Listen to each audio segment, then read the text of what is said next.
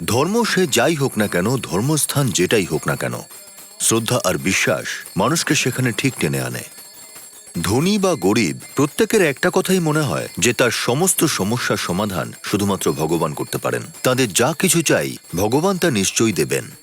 আর এই বিশ্বাস নিয়েই রোজ লক্ষ লক্ষ মানুষ মন্দিরে যান, তাদের দুঃখ, তাদের সমস্যা নিয়ে। প্রত্যেকেই ভগবানের কাছে কিছু না কিছু চান। কারো মনের শান্তি চাই, কারো টাকা পয়সা বা কারো ভালোবাসা।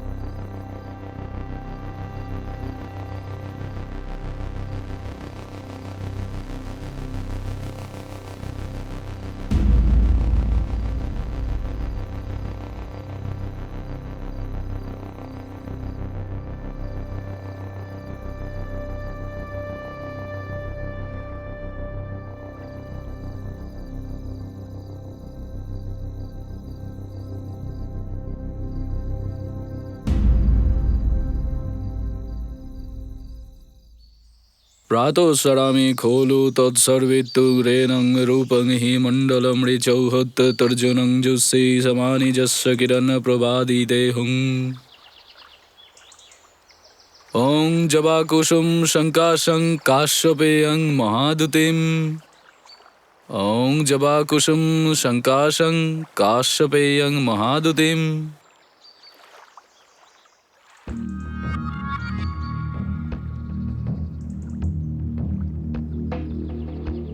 দিদি, ও দিদি, দিদি,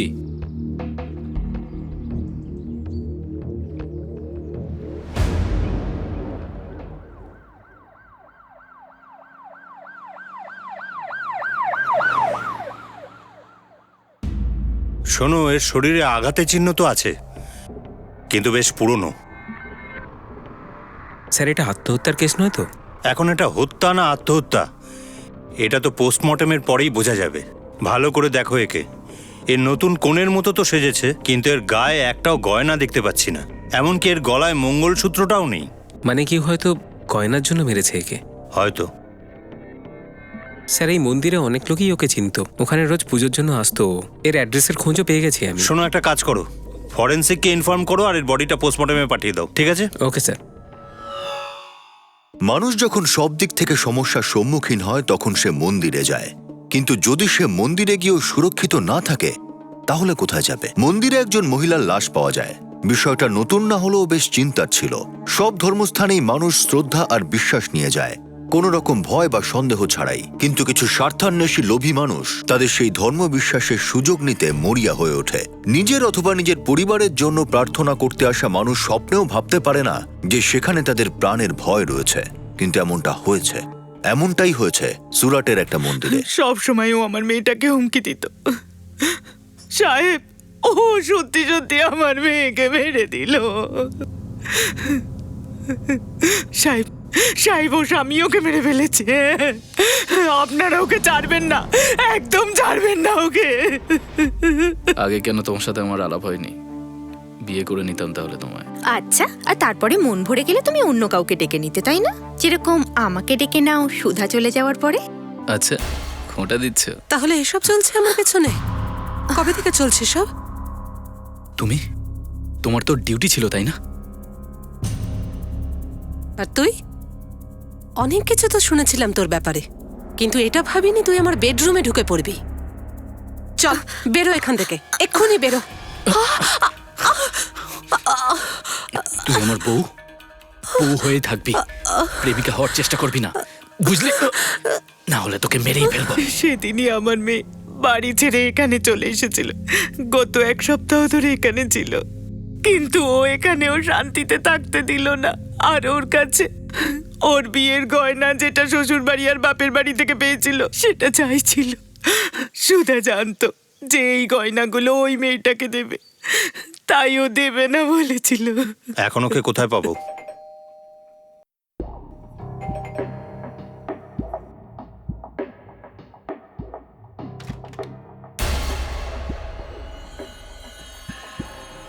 অখিলেশ, সুধা তোমার স্ত্রী ছিল? ছিল না, এখনো আছে স্যার। আমাদের এখনো ডিভোর্স হয়নি। ও মারা গেছে। কি? কিভাবে মেরেছো তুমি ওকে? বলো, বল। এই দাঁড়া, দাঁড়া বলছি।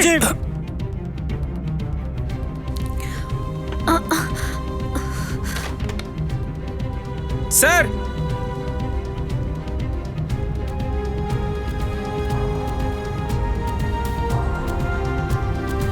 এই দাঁড়া।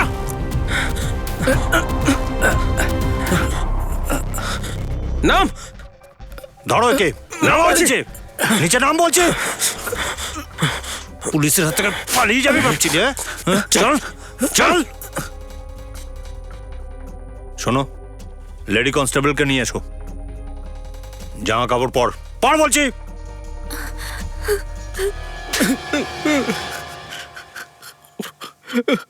আমার জিজ্ঞেস করার কায়দাটা হয়তো তোর ভালো নাও লাগতে পারে, তাই সত্যি কথা বল।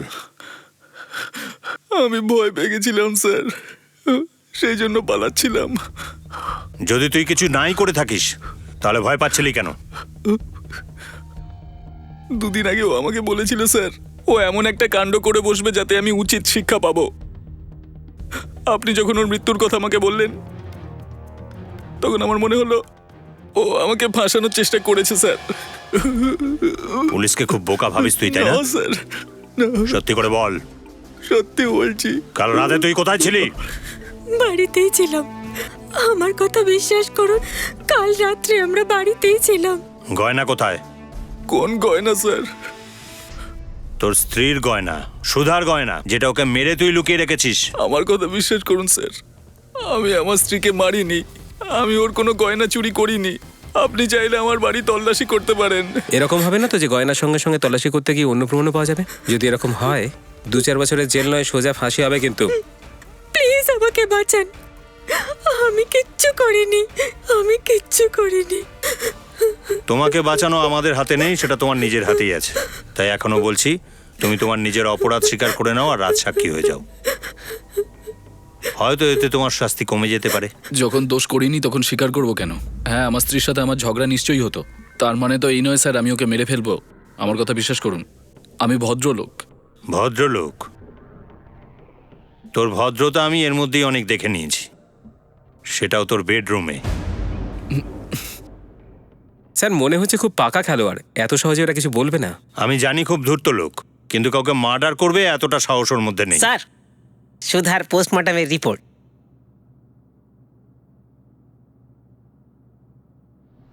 Cause of death potassium cyanide. Cyanide? Sir, এই বিষটা তো খুব সহজে পাওয়া যায় না, এদের কাছে এলো কি করে?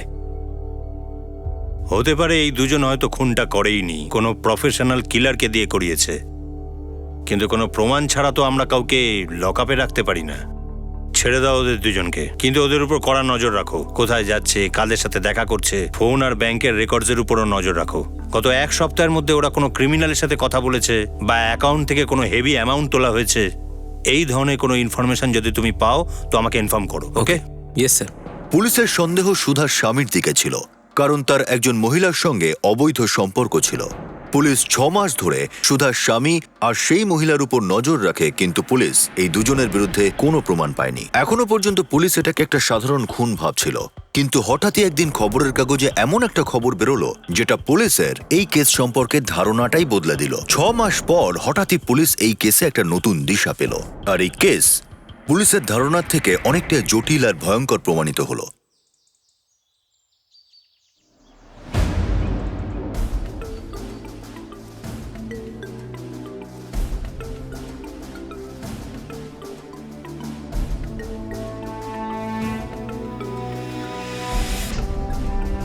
Cause of death potassium cyanide.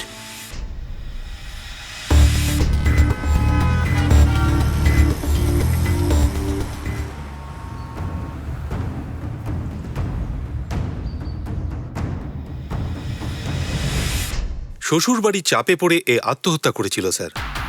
আর ছেলে বা মেয়ে জন্ম দেওয়া মহিলাদের তো হাতে নেই স্যার। কিন্তু এই শিক্ষিত লোকগুলোর বংশ চালানোর জন্য একটা ছেলের দরকার ছিল। 2 বার জোর করে অ্যাবর্শন করানো হয়েছিল একে। দিনরাত অত্যাচার করত, তারপর বাধ্য হয়ে ওই মহিলা মন্দিরে যায় আর সেখানে বিষ খেয়ে আত্মহত্যা করে। স্যার একদম সহজ সরল কেস।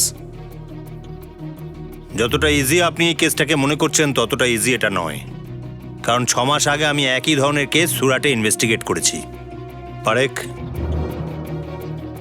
এই দেখুন, এই হলো ভিকটিম।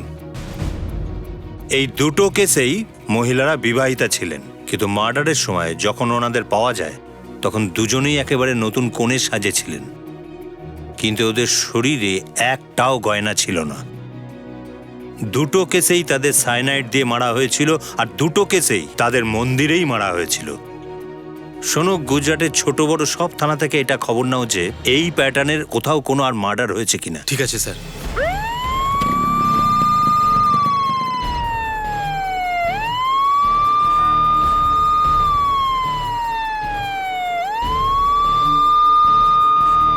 পুলিশের সন্দেহ একদম সঠিক ছিল। 2004 সাল থেকে 2013 পর্যন্ত ভরুচ, দাহোদ আর নর্মদায় এমন আরও কিছু কেস প্রকাশ্যে এলো, আর প্রত্যেকটা কেসে মৃত মহিলা বিবাহিতা ছিল আর মৃত্যুর কারণ সায়ানাইড। 3 বছরে 4টে মার্ডার। আর স্যার মার্ডারের প্যাটার্নটাও সেম। মন্দিরের পাশে মহিলার লাশ পাওয়া, আর তাও বিয়ের সাজে, আর মৃত্যুর কারণ সায়ানাইড। আর কারো শরীরেই কোনো জুয়েলারি ছিল না। Yes sir. দেখো, এটা আমার একটা সিরিয়াল কিলিং মনে হচ্ছে। কিলার ভিকটিমকে নিয়ে মন্দিরে আসে, তারপর তাকে হত্যা করে, আর তারপর পুরো জুয়েলারি নিয়ে মাসখানেকের জন্য গায়েব হয়ে যায়। কিন্তু স্যার প্রশ্নটা হলো যে কেন এই মহিলারা অন্য কারো কথায় প্রচুর জুয়েলারি পরে আসতো? তাও একদম একা।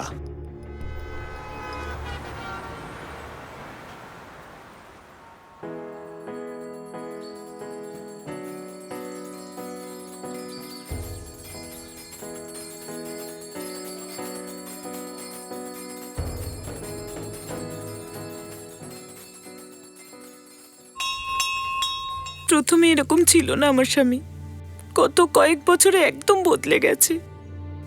আমি সব কিছু করেছি, পুজো করেছি, ব্রত করেছি, যে যা বলেছে তাই করেছি, কিন্তু ওর মদ খাওয়ার অভ্যাস কিছুতেই যাচ্ছে না। কখনো মদ খাওয়ার জন্য কাজ চলে যায়, তো কখনো কাজ চলে যাওয়ার জন্য মদ খায়। ঠাকুরমশাই জানেন, আমরা একই বাড়িতে থাকি, কিন্তু ও আমার সাথে কথা বলে না, আমার বাচ্চার সাথেও খেলে না। এখন আপনিই কিছু উপায় বলুন। শোনো মা, মন্দিরে একটা রেজিস্টার আছে, ওতে তোমার আর তোমার স্বামীর নাম আর সাথে গোত্র লিখে দিও। সন্ধেবেলা যখন আরতি করব তখন তোমাদের দুজনের জন্য প্রার্থনা করব। সব ঠিক হয়ে যাবে মা, চিন্তা করো না। আমার সংসার বাঁচানোর জন্য আমাকে যা করতে হবে আমি তাই করব। সব ঠিক হয়ে যাবে। অ্যালার্ট ইস্যু করতে হবে স্যার, বিশেষ করে টেম্পল অথরিটিকে, যাতে ওখানকার লোকজন সচেতন হতে পারে।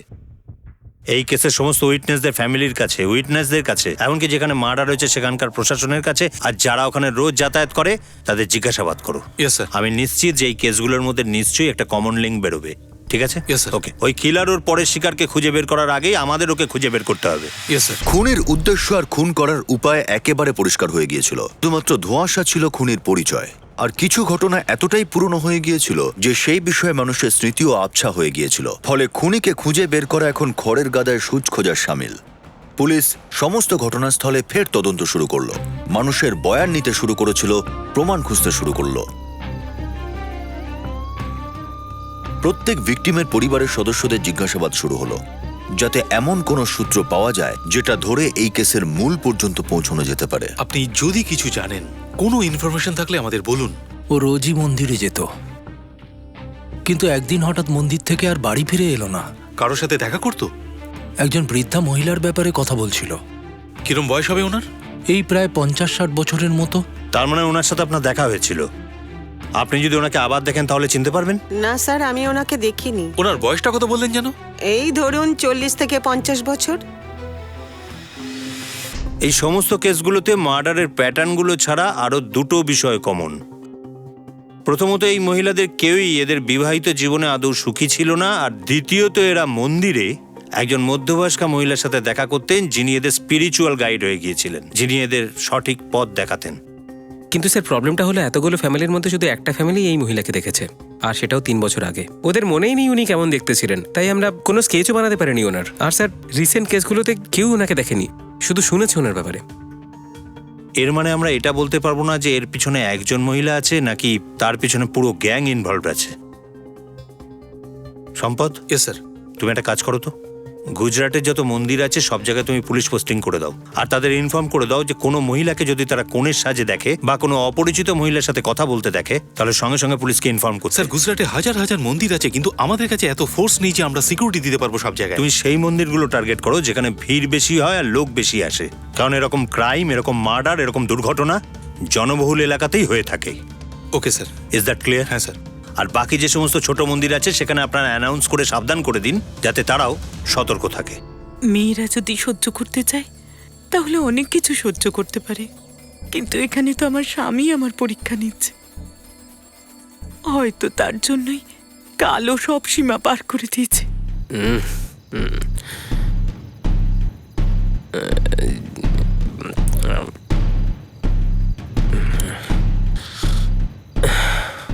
খাবার গরম করো। শোনো না, একটু আস্তে কথা বলো না। এই সবেও ঘুমিয়েছে, প্রতিবেশীরা সবাই আমাদের কথা শুনতে পায়। এই, এখন তুই আমাকে শেখাবি নিজের বাড়িতে বসে কিভাবে কথা বলতে হবে? তুই শেখাবি? আচ্ছা, এখন আমার কাছে আসতেও তোর অসুবিধা হচ্ছে? অনেক ছাড় দিয়ে রেখেছি না আমি তোকে? নাকি অন্য কাউকে পেয়েছিস তুই? গায়ে জোর দেখাচ্ছিস? এবার দেখা দেখা।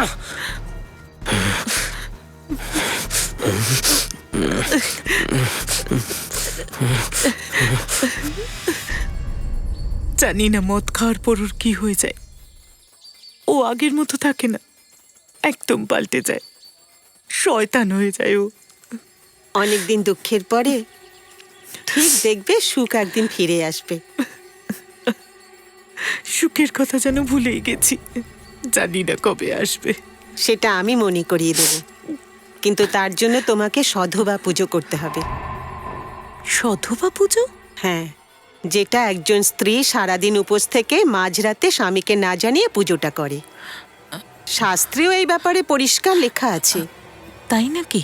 কিন্তু পুজোটা একটু কঠিন, জানি না তুমি করতে পারবে কিনা। আমি এই পুজো নিশ্চয়ই করব, নিজের সিঁদুর বাঁচানোর জন্য আর সংসার বাঁচানোর জন্য নিশ্চয়ই করব। যেভাবে সাবিত্রী যমরাজের সাথে লড়াই করে নিজের স্বামীকে বাঁচিয়েছিল, সেইভাবে তুমি ভাগ্যের সঙ্গে লড়াই করবে আর জিতবে।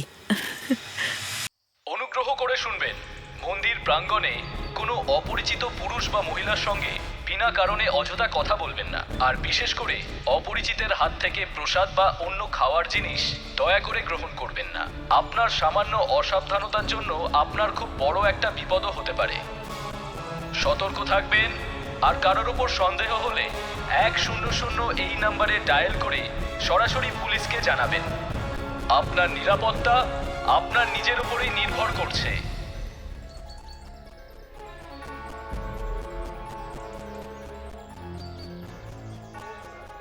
এতগুলো গয়না পরে আপনি মন্দিরে এসেছেন কেন? আপনার যে কোনো মুহূর্তে বিপদ হতে পারে। আসলে আমি... কিন্তু মনে থাকে যেন, এই পুজো সম্পর্কে তুমি কাউকে যদি কিছু বলো তাহলে তোমার পুজো অসম্পূর্ণ থেকে যাবে। না না, আমি এই পুজোর ব্যাপারে কাউকে বলবো না, কখনো না। এখানে আপনি একা এসেছেন না অন্য কেউ আছে সঙ্গে? আমার সাথে আমার স্বামী এসেছে, ও প্রসাদ আনতে গেছে, তাই আমি বিয়ের সাজে আর পুরো গয়না পরে এসেছি। আচ্ছা ঠিক আছে, কিন্তু একটু সাবধানে থাকবেন।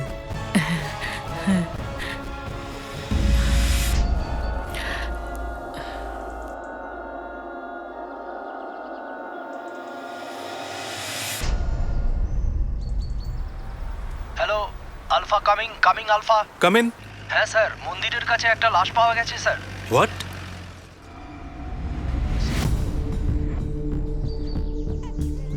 সরে যান আপনারা, সরে যান, সরুন।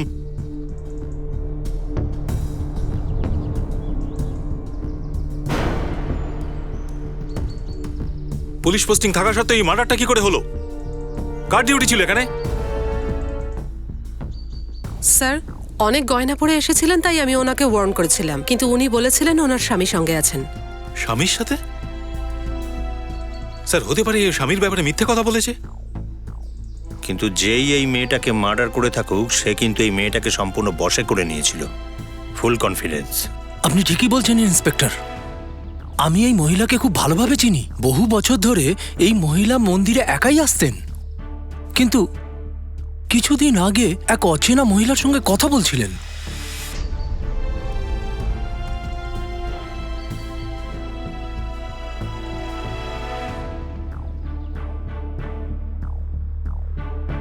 ঠাকুরমশাই, আপনি ওই মহিলার নাম জানেন? আগে ঠিকমতো তো বলতে পারবো না, কিন্তু লোকেরা ওনাকে রেখা দিদি বলে চেনে।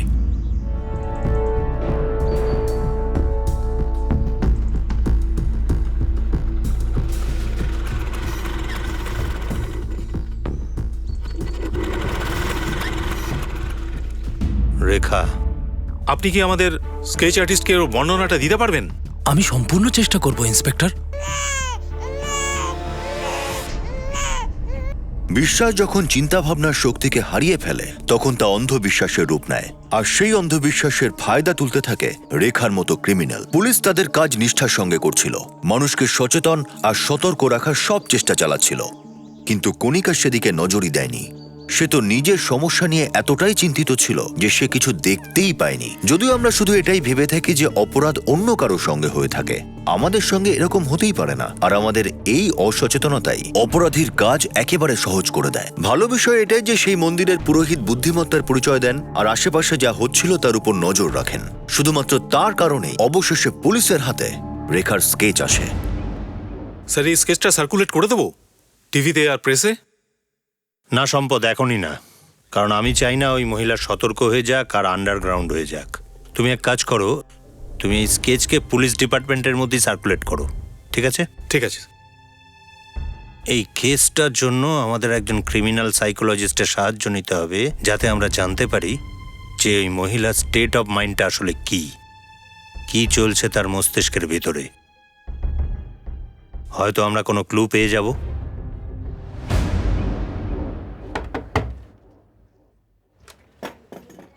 আরে মা, এবারে অনেক দেরি করলে। এক মিনিট দাও, এটা আমাকে দাও। না না, আরে, এটা এটা আমার কাছে আচ্ছা, থাক। এসো বিট্টু। আরে সোনা, তোমার দিদার কথা মনে পড়েছিল? কতটা মনে পড়েছিল? ও এতটা মনে পড়েছিল? আমারও খুব মনে পড়ছিল। তাহলে এসব কেন করো মা? তোমার কি দরকার আছে বলো তো এখানে ওখানে গিয়ে নাম সংকীর্তন করার? আরে এইসব কি আমি টাকার জন্য করি নাকি? হ্যাঁ, যদি টাকার চিন্তাই করতাম তাহলে ওই দাদার দোকানে কাজটা ছাড়তাম কেন? এটা করে আমি শান্তি পাই, বুঝলি? আমার খুব ভালো লাগে ভগবানের সেবা করে, ওনার গান গেয়ে। আর মনের শান্তির সঙ্গে যদি টাকা পেয়ে যাই তাহলে ক্ষতি কি?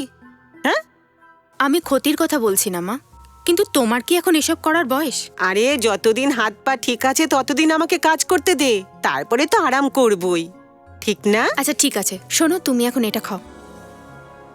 চল এবার আমরা খেয়ে নিই। হ্যাঁ, খাবে তো? ইন্টারেস্টিং বিষয়টা হলো অনেকগুলো কেসে যেখানে মহিলারা রূপোর গয়না পরেছিলেন, যেমন টোরিং, নূপুর, এই মহিলা কিন্তু সেগুলো ছুঁয়েও দেখেননি। আই থিঙ্ক গোল্ডের জন্য অদ্ভুত ফিক্সেশন রয়েছে এই মহিলার। এটাও হতে পারে গোল্ড পাওয়ার ইচ্ছা বা লালসা তাকে দিয়ে সব মার্ডারগুলো করাচ্ছে।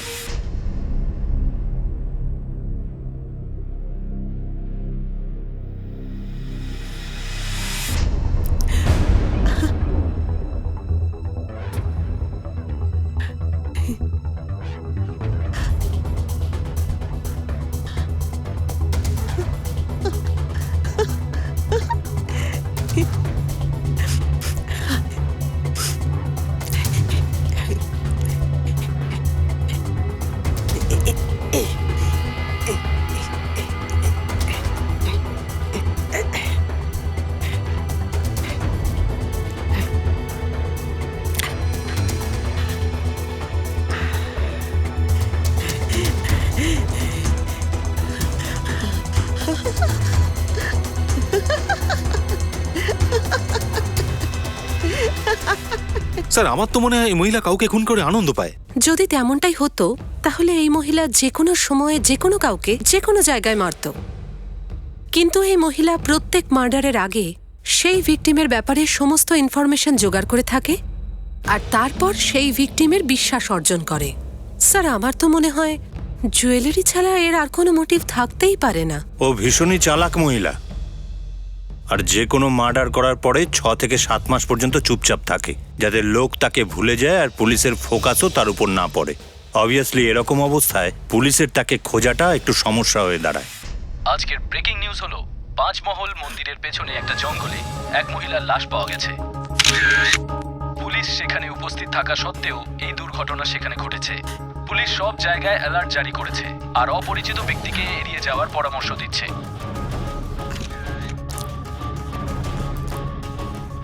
দেখেছো, এখন তো মানুষ মন্দিরের ভেতরেও সেফ নয়। এই জন্যই তো আমি তোমাকে বোঝাই যে এখনকার দিনে এসব ভিড় জায়গায় যাওয়া একেবারেই নিরাপদ নয়। এইবার থেকে আর যাব না, ব্যাস। ঠিক আছে তো?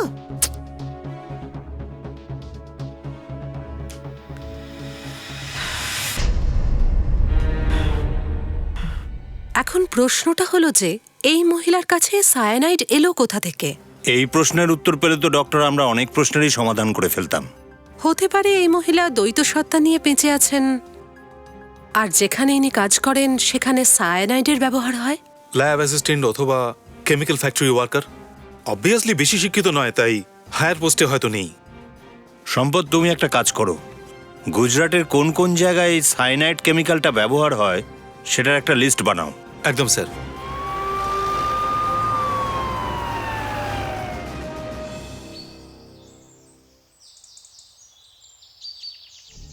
স্যার স্যার এই হলো সেই লিস্ট যেখানে সায়ানাইড ব্যবহার করা হয় অথবা বিক্রি করা হয়।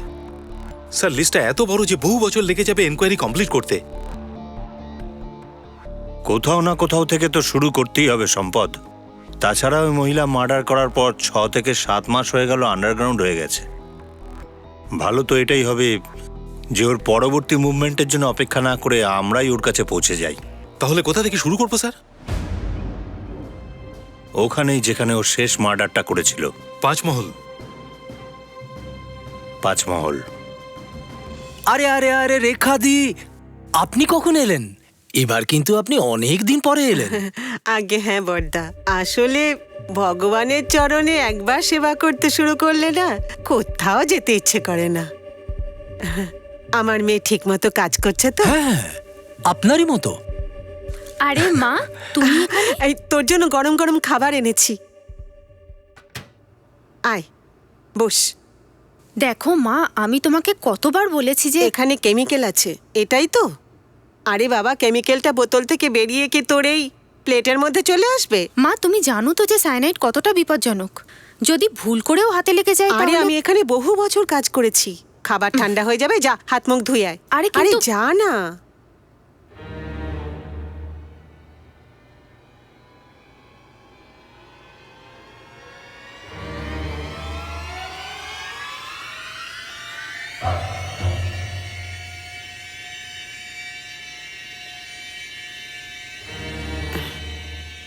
তাড়াতাড়ি আয়, খাবার ঠান্ডা হয়ে যাচ্ছে।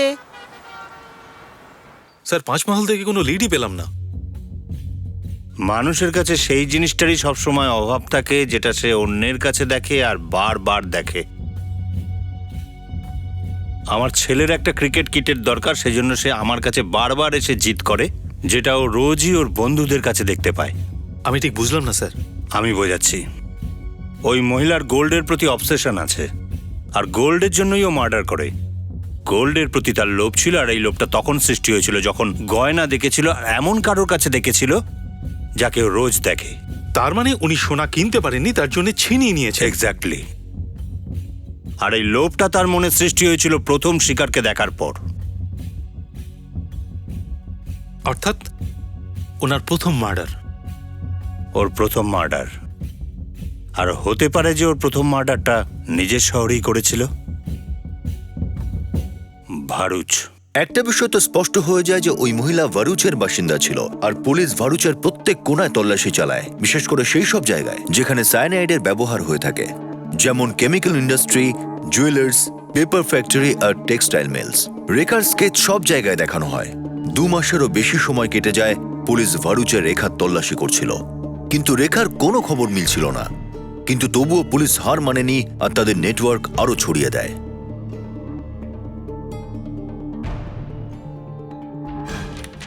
এই মহিলাকে কোথাও দেখেছেন আপনি? কিন্তু অবশেষে পুলিশ রেখাকে পেয়েই যায়।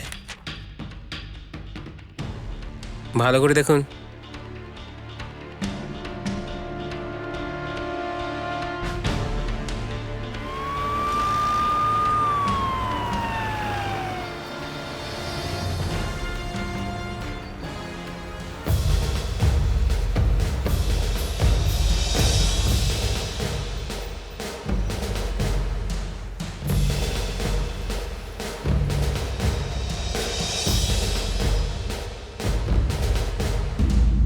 উনি এখন কোথায় কাজ করেন? উনি শুধু ঠাকুরের নাম গান করে বেড়ান। মায়ের কি নাম গান করেন সেটা তো ভালোই জানি।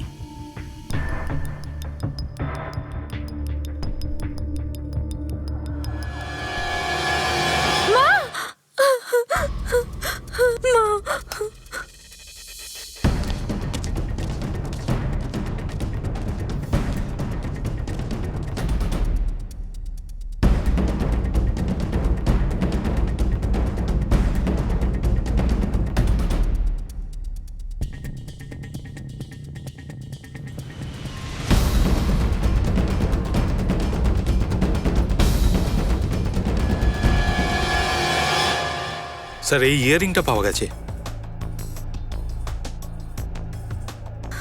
এই ইয়ারিং তোমার? না স্যার, আমি এটা কখনো দেখিনি। ভালো করে দেখো। সত্যি স্যার, এটা আমার নয়।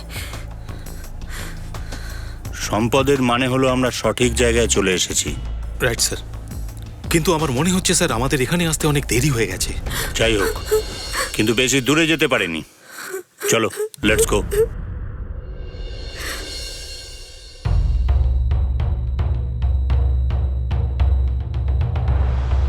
আরে বিট্টু, কেমন আছিস বাবা? হ্যাঁ,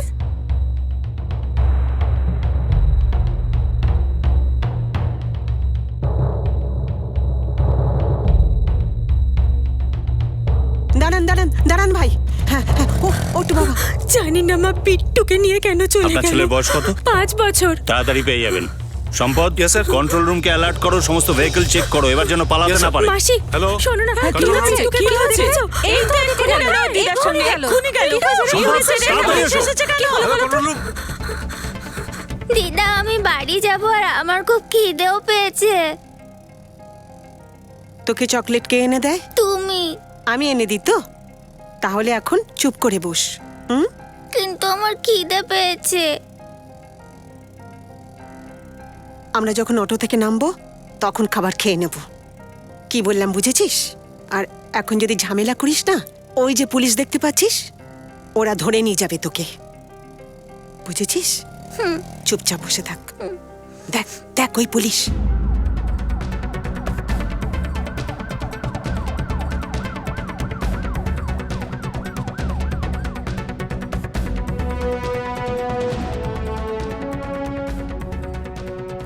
দিদা, খিদে পেয়েছে।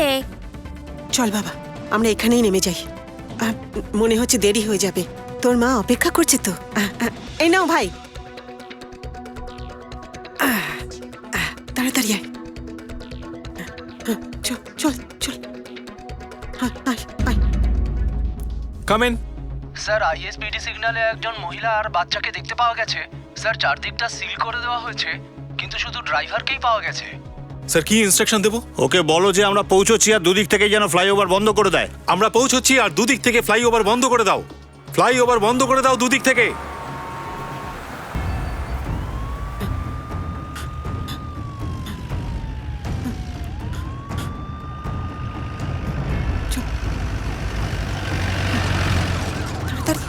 তাড়াতাড়ি চল।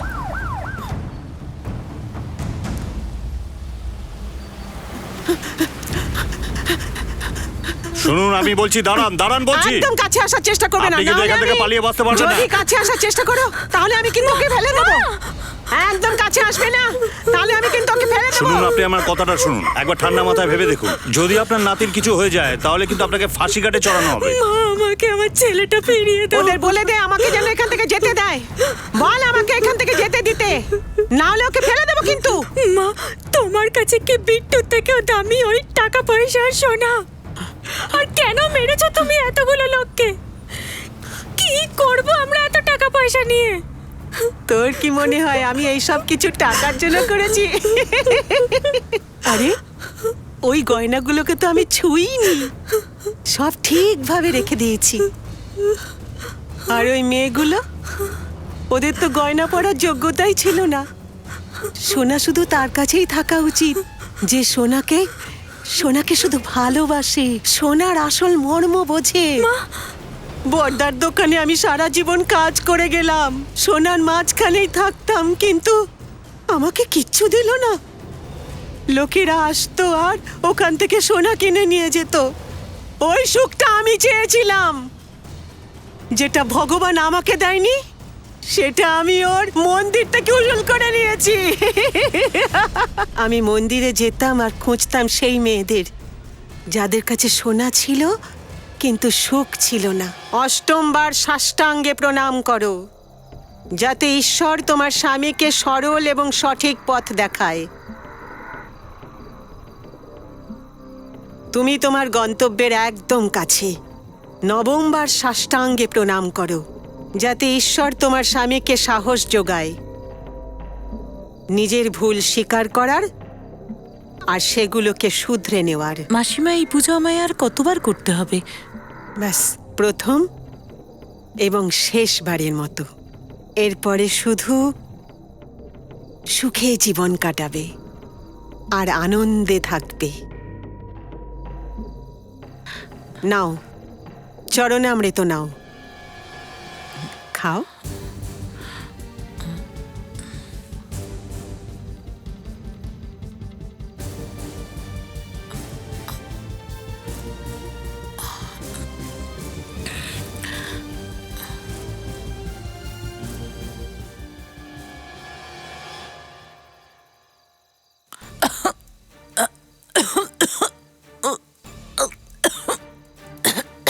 মাসিমা,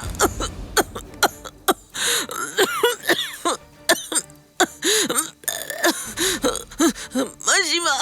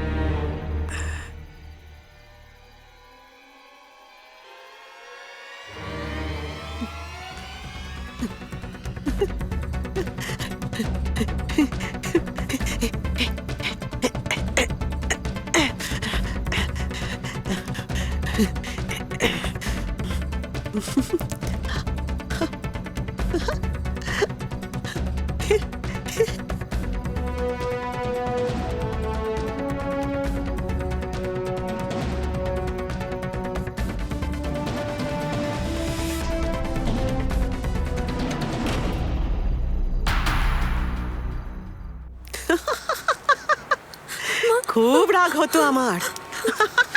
এই, এই, কি করছো কি? ছাড়ো, ছাড়ো আমার ব্যাগ, ছাড়ো, ছাড়ো, ছেড়ে দাও, ছেড়ে দাও বলছি, ছাড়ো, ছাড়ো। অপরাধ সে যতই চালাকি আর বুদ্ধিমত্তার সঙ্গে করা হোক না কেন, প্রকাশ্যে ঠিক এসেই যায়। এটা ঠিক যে পুলিশের এই জট খোলার জন্য অনেকটা সময় ব্যয় করতে হয়েছে, কিন্তু অবশেষে রেখার জায়গা জেলেই হলো, গরাদের পিছনে।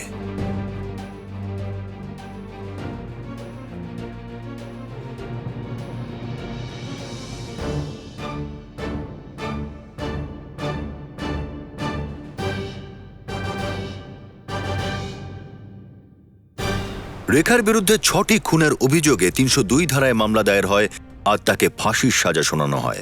যদিও পরে রেখার আবেদনের ভিত্তিতে ফার্স্ট ট্র্যাক কোর্ট এই শাস্তিটা যাবজ্জীবন করে দেয়। আমরা সবাই জানি যে যারা অপরাধ করে তাদের কোনো না কোনো সময় এসে এই পরিণতিই হয়, কিন্তু লোভ মানুষকে এমনই অন্ধ বানিয়ে তোলে যে সে সেই পরিণতির পরোয়াই করে না। লোভ কোনো আসক্তির থেকে কম নয়, আর রেখার সেই আসক্তি সেই সময় সব সীমা পার করে দেয় যখন সে নিজেকে বাঁচানোর জন্য নিজেরই নাতির জীবন বিপদের মধ্যে ঠেলে দেয়। রেখা পুলিশ হেফাজতে স্বীকার করে যে তার ছোটবেলা থেকেই সোনার গয়নার উপর লোভ ছিল, কিন্তু তার পরিবারের অবস্থা এমন ছিল না যাতে সে তা কিনতে পারে। সেই জন্য সে একটা সোনার দোকানে কাজ করতে শুরু করে যাতে সে সোনার গয়না দেখতে পারে, ছুঁতে পারে। কিন্তু যখন কোনো পছন্দসই জিনিস আমাদের সামনে থাকে তখন সেটা পাওয়ার জন্য লোভ যেন আরো বেড়ে যায়। রেখার সঙ্গেও তাই হয়েছে। তার গয়নার দরকার ছিল যে কোনো উপায়ে, সে কিনতে পারতো না তাই মানুষকে খুন করে লুট করতে শুরু করে। রেখা সেই সোনার দোকান থেকে সায়ানাইড চুরি করে আর সেটাই হাতিয়ার রূপে ব্যবহার করতে থাকে। আর একটার পর একটা যেভাবে রেখার লোভ বাড়তে থাকলো, তার শিকারও বেড়ে চলল। এটা ঠিক যে এই কেসটা খুবই জটিল আর অন্যরকম ছিল, কিন্তু পুলিশ নিজেদের বুদ্ধিমত্তা আর প্রচেষ্টার মাধ্যমে এই কেসটা সমাধান করতে সফল হয়। আর না জানি কণিকা, আরতি আর সুধার মতো কত মহিলার প্রাণ বেঁচে যায়। জীবনে নিজের পছন্দের জিনিসের চাহিদা থাকা অন্যায় নয়, কিন্তু সেটা পাওয়ার জন্য অপরাধের সাহায্য নেওয়া সেটা অন্যায়। আমাদের নিজেদের সমস্যার সমাধান ঠিক জায়গায় করতে হবে। বিশ্বাস করুন, অন্ধবিশ্বাস নয়। আপনাদের সঙ্গে আবার দেখা হবে ক্রাইম পেট্রোল সতর্কে আগামী দিন, আগামী পর্বে, শুধুমাত্র সনিতে। ততক্ষণ নিজের খেয়াল রাখুন আর দেখতে থাকুন ক্রাইম পেট্রোল। শিক্ষা একজনের, জ্ঞান আমাদের সবার। জয় হিন্দ।